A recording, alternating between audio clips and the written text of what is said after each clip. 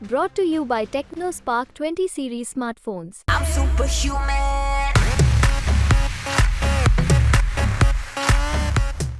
सुमित्रा जी से जब एमपी तक ने बात की, उन्होंने एक और बात कही, वो ये कि आखिरी मोमेंट पे दल बदल कर लेना ये जो राजनीतिक शुचिता नहीं है, और मध्य प्रदेश में इसको लेकर अलग से विंग बना दिया गया है बीजेपी के द्वारा। उसमें जो मोबाइल के अंदर डिजी लॉकर्स में जिनके पास आई कार्ड थे उनको स्वीकार नहीं किया, मोबाइल अंदर नहीं ले जाने के चुनाव आयोग के प्रतिबंध के कारण 4 से 5% वोट मेरी लोकसभा में भी प्रभावित हुआ है। कांग्रेस अब नोटा का प्रचार कर रही है और कह रही है कि कांग्रेस का प्रत्याशी नहीं है, लेकिन आप नोटा को वोट दीजिए, नोटा को सपोर्ट कीजिए। मध्य प्रदेश में और देश में पहली बार ऐसा हो रहा है कि कोई पॉलिटिकल पार्टी नोटा को लेकर इस तरीके से अभियान चला रही है। इसे कैसे देखते?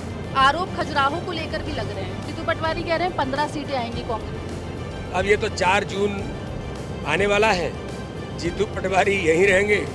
उनका खास आदमी जो उनका फाइनेंसर था, उनने ही टिकट दी इंदौर की, उनके घर में वो उनको धत्ता बता करके चला गया जीतू पटवारी जी। मध्य प्रदेश में अंतिम चरण के चुनाव बचे हुए हैं। 13 मई को वोटिंग होनी है। इंदौर को लेकर काफ़ी चर्चा है। अंतिम चरण की तैयारियों में बीजेपी जोर शोर से जुट गई है। इस बीच हमारे साथ मध्य प्रदेश बीजेपी के प्रेसिडेंट वीडी शर्मा जी मौजूद हैं। सर, बहुत स्वागत है एमपी तक पर आपका। आपका भी बहुत बहुत स्वागत है आकांक्षा। क्या लग रहा है इस बार मध्य प्रदेश में बीजेपी कितनी सीट जीतेगी? 29 का दावा किया जा रहा है। आकांक्षा जी, मध्य प्रदेश के अंदर जिस प्रकार का जनता का जो समर्थन मिल रहा है और देश के अंदर, प्रदेश के अंदर जिस प्रकार का वातावरण है कि प्रधानमंत्री मोदी जी को फिर भारत का प्रधानमंत्री बनाने का जो जनता का संकल्प है, मैं मानता हूं कि मध्य प्रदेश के अंदर हम इस बार 29 की 29 सीटें जीतेंगे। केवल एक सीट हमारे पास नहीं थी, वो छिंदवाड़ा थी, तो इस बार छिंदवाड़ा में भी कमल खिलेगा। और एक हमारा जो टारगेट है कि हम ज़्यादा से ज़्यादा वोट शेयर लेकर के आएँ। मैं ऐसा मानता हूं कि इस बार हम मध्य प्रदेश का लोकसभा के चुनाव की दृष्टि से सबसे ज़्यादा वोट शेयर हम लेकर के आएंगे। पहले और दूसरे चरण में वोटिंग परसेंटेज कम हुआ है, जिसको लेकर कांग्रेस का कहना है कि बीजेपी का वोटर नाराज है, वो निकला नहीं। उसे लेकर क्या कहें? अब ये तो देखिए, कौन नाराज है कौन नाराज नहीं है। भाजपा के लिए देश के अंदर माहौल है, मोदी जी को लोग प्रधानमंत्री देखना चाहते हैं। मध्य प्रदेश के कांग्रेस के अध्यक्ष कहते हैं कि भाजपा की ही सरकार बन रही है, जीत तो बीजेपी ही रही है। फिर वो इस प्रकार की बातें करते हो तो केवल वो बहानेबाजी ढूंढ रहे हैं। मध्य प्रदेश के अंदर जो वोटिंग टर्नआउट कम हुआ, पहले फेज में उतना कम नहीं था, 67% था। सेकंड फेज में ज़्यादा कम हुआ, लगभग 10-11% हर सीट पर कम हुआ था।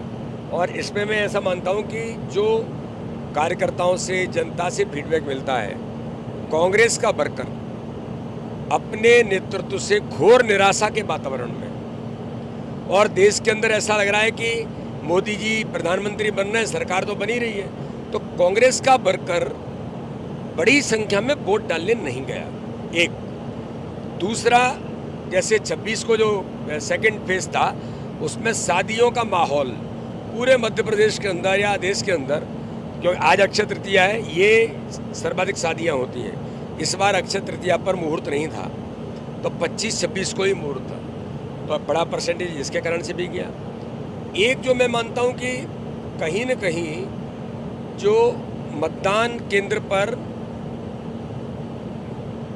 अपना आईडी लेकर के जाने वाला जो इशू था, उसमें जो मोबाइल के अंदर डिजी लॉकर्स में जिनके पास आई कार्ड थे उनको स्वीकार नहीं किया, मोबाइल अंदर नहीं ले जाने के चुनाव आयोग के प्रतिबंध के कारण 4 से 5% वोट मेरी लोकसभा में भी प्रभावित हुआ है। तो और जगह भी हुआ होगा, उसकी मैंने इलेक्शन कमीशन को कंप्लेंट भी की और कहा भी है कि इससे मान्यता देनी चाहिए। तो मल्टी रीजन थे, लेकिन सबसे बड़ा रीजन ये था कि कांग्रेस का वर्कर जब कांग्रेस के प्रत्याशी फॉर्म खींच रहे हैं, विड्रॉ कर रहे हैं, तो आप अंदाज़ा लगा सकते हैं कितना घोर निराशा का वातावरण है। तो एक बड़ा वोटिंग परसेंटेज जिसके कारण से प्रभावित हुआ। नॉमिनेशन विड्रॉल की आपने बात की, इंदौर को लेकर काफ़ी ज़्यादा चर्चा है। सुमित्रा ताई नाराज़ है? नहीं, सुमित्रा ताई इस बात से नाराज है कि कांग्रेस के प्रत्याशी ने जो विड्रॉल किया, ये अच्छी बात नहीं है। और देश के लोकतंत्र में आप प्रमुख राजनीतिक दल हैं, आपने अपने कार्यकर्ताओं से तो धोखा किया ही, आपने लोकतांत्रिक व्यवस्था के साथ भी धोखा किया है। तो सुमित्रा ताई बड़े परिप्रेक्ष्य में उन्होंने ये बयान दिया कि उनको कुछ लोगों ने कहा कि हम तो नोटा को प्रेफर करते हैं। तो ये मुझे ऐसा लगता है कि उन्होंने ठीक कहा कि इस प्रकार से कांग्रेस के नेतृत्व को सोचना चाहिए कि इतना घोर निराशा का वातावरण है कि कार्यकर्ता भी भाग रहा है, नेता भी भाग रहा है, प्रत्याशी भी भाग रहे हैं। तो उस पर उन्होंने चिंता व्यक्त की कि देश के लोकतंत्र में ये नहीं होना चाहिए।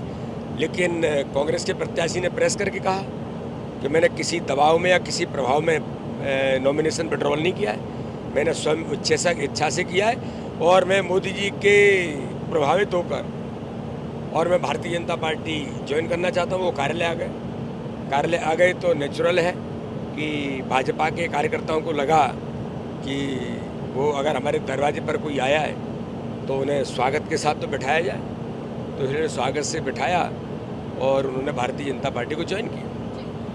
सुमित्रा जी से जब एमपी तक ने बात की, उन्होंने एक और बात कही, वो ये कि आखिरी मूवमेंट पे दल बदल कर लेना ये जो राजनीतिक शुचिता नहीं है, और मध्य प्रदेश में इसको लेकर अलग से विंग बना दिया गया है बीजेपी के द्वारा। इसे कैसे देखते हैं? नहीं, अलग से विंग पॉलिटिकल पार्टी के लोगों की मात्र ज्वाइनिंग का नहीं है, यह नेचुरल है। चुनाव में हमने कैंपेन लिया, ज्वाइनिंग का अभियान लिया, तो ये तो नेचुरल होता है।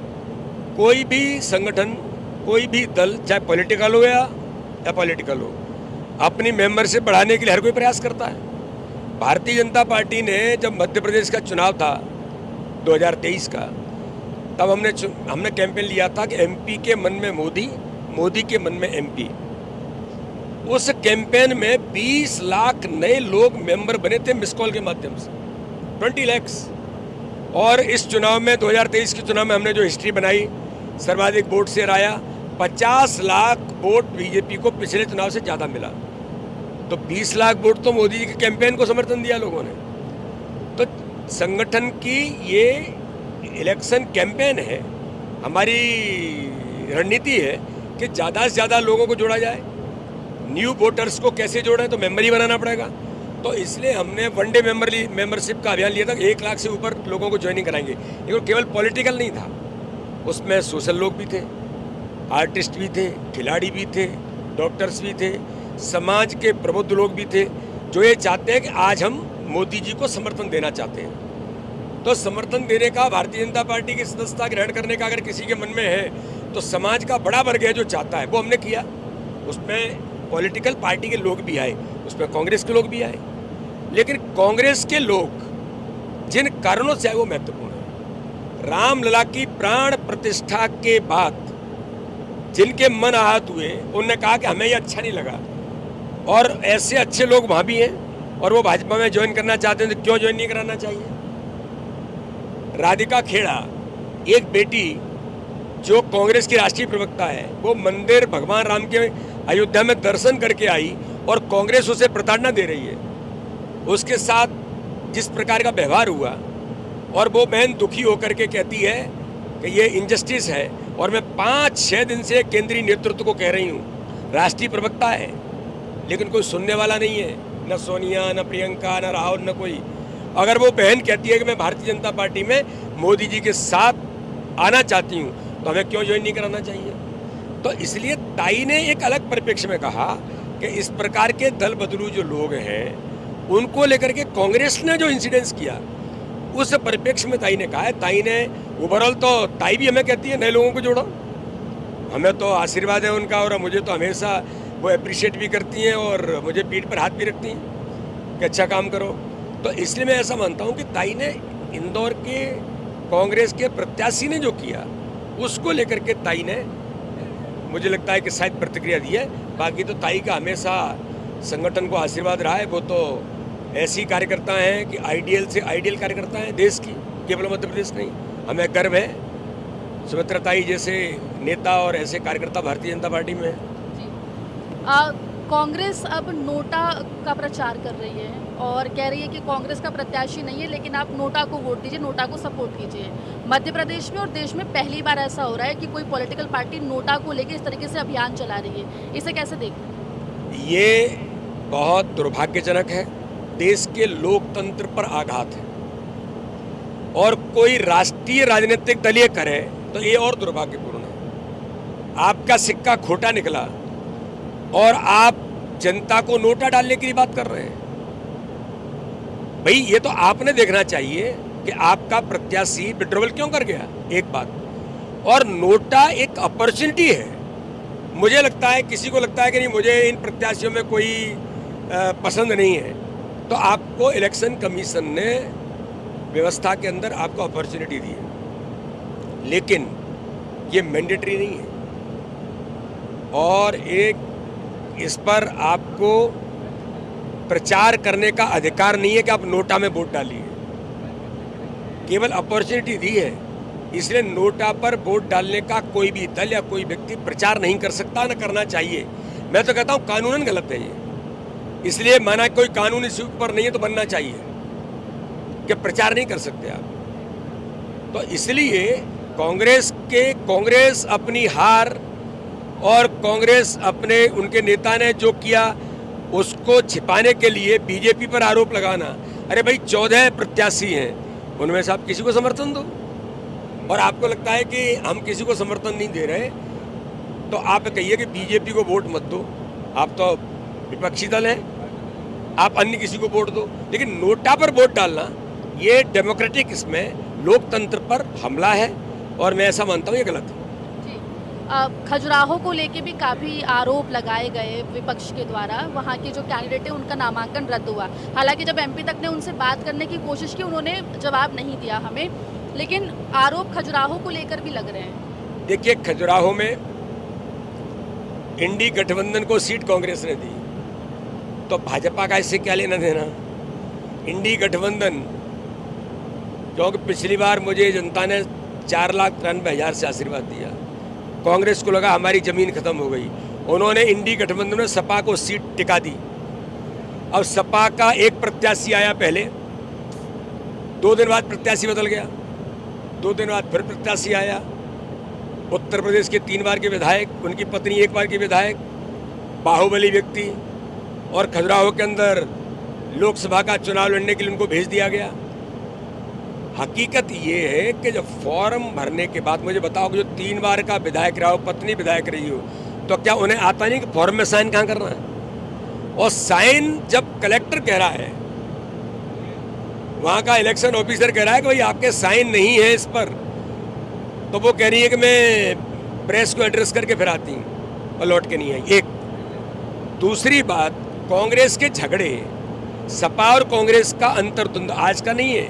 विधानसभा के चुनाव में अखिलेश यादव और कमलनाथ के बीच क्या क्या तू में हुई है। कौन अखिलेश बखलेश, ये कौन कमलनाथ, मैं ऐसे लोगों से मिलता नहीं हूँ। अब वही अखिलेश यादव कहने लग गए कि कांग्रेस पर मुझे धोखा दिया हमें, और मीडिया के अंदर भी ये चला कि प्रत्याशी ने कहा कि जो वकील था कांग्रेस का उसने गड़बड़ की है। अब ये इनका आपसी अंतर्द्वंद था। और फिर भी चलो मैं मानता हूँ कि आपके साथ कोई इंजस्टिस हुआ तो आप न्यायालय क्यों नहीं गए। कोई न्यायालय नहीं गया, प्रत्याशी ने आपसे बात नहीं की, तो ये तो आपके घर की स्थिति थी। मुझे तो अच्छा लगता है कि चुनाव होता, चुनाव तो अभी भी हुआ, बसपा थी, राष्ट्रीय दल है, और भी लोग थे, 14 प्रत्याशी वहाँ भी थे, लेकिन मुख्य प्रतिद्वंदी होता तो आनंद आता। लेकिन कुल मिलाकर के जमीन आपको दिखी नहीं, आपने जबरदस्ती किसी को चुनाव लड़ा दिया तो मैदान छोड़ करके भाग गया। तो इसके भाजपा का कोई लेना देना नहीं है, और वहाँ की जनता का आशीर्वाद है। मैं मानता हूँ कि जनता का प्रचंड बहुमत से आशीर्वाद इस बार मुझे खजुराहो के अंदर मिलेगा, मोदी जी को तीसरी बार प्रधानमंत्री बनाने के लिए। 400 पार का नारा दिया है बीजेपी ने, और अगर सरकार बनती है तो वीडी शर्मा जी मध्य प्रदेश छोड़कर क्या दिल्ली जाएंगे? ये काम आकांक्षा जी, कार्यकर्ता के बारे में सोचने का जो काम है, कार्यकर्ता को क्या काम देना चाहिए, ये केंद्रीय नेतृत्व में माननीय प्रधानमंत्री अमित शाह जी, माननीय नड्डा जी और हमारा जो केंद्रीय नेतृत्व वो सोचता है कि इस कार्यकर्ता को क्या काम देना। अभी तो मुझे प्रदेश के अध्यक्ष की जवाबदारी है, मेरा प्रयास है कि अच्छे से अच्छा कर सकूं, क्योंकि प्रदेश अध्यक्ष इतनी कम उम्र में, इतने कम अनुभव के साथ मुझे जहाँ भेजा, तो मेरे लिए चैलेंज था कि इस पद के अनुरूप अपने आप को बनाना। तो ये अपने मध्य प्रदेश के वरिष्ठ नेतृत्व के सहयोग से उन्होंने मुझे मैन मेकिंग प्रोसेस में तैयार करने का काम किया, सिखाया, मैंने सीखने का प्रयास किया। तो मैं तो इस दिशा में आगे बढ़ने का प्रयास कर रहा हूँ, लेकिन किसको क्या काम मिलेगा, मुझे लगता है ये माननीय प्रधानमंत्री जी, माननीय अमित शाह जी, नड्डा जी का सोचना है। हम लोग कभी ये विचार नहीं करते, हमें जो काम मिलता है उस काम को अच्छे से करने का प्रयास करते हैं। जीतू पटवारी कह रहे हैं 15 सीटें आएंगी कांग्रेस। अब ये तो 4 जून आने वाला है, जीतू पटवारी यहीं रहेंगे।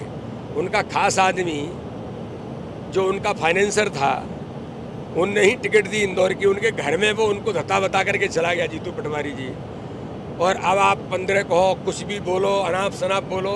अभी कांग्रेस की लीडरशिप ने एक बात आपने देखी होगी, चाहे राहुल गांधी हो, चाहे प्रियंका गांधी हो, चाहे दिग्विजय हो, चाहे कमलनाथ हो, कुछ भी बोल रहे हैं, कुछ भी।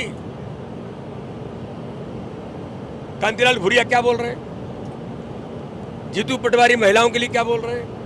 इन्हें क्या है, इस प्रकार की चीजें बोलने में अभी इनको लगता है कुछ होना है नहीं, इसलिए कुछ भी बोलो और मीडिया के अंदर जाओ। तो मध्य प्रदेश में 29 सीटों को लेकर आश्वस्त और कांग्रेस जो दावा कर रही है वो दावे खोखले, ये कहना है वीडी शर्मा जी का। प्रदेश अध्यक्ष हैं, बीजेपी के साथ ही खजुराहो से प्रत्याशी भी हैं। 4 जून को नतीजे आएंगे, तब चलेगा पता कि आखिर बीजेपी और कांग्रेस के जो दावे हैं वो कितने सही साबित होते हैं। इंदौर से एमपी तक के लिए आकांक्षा ठाकुर।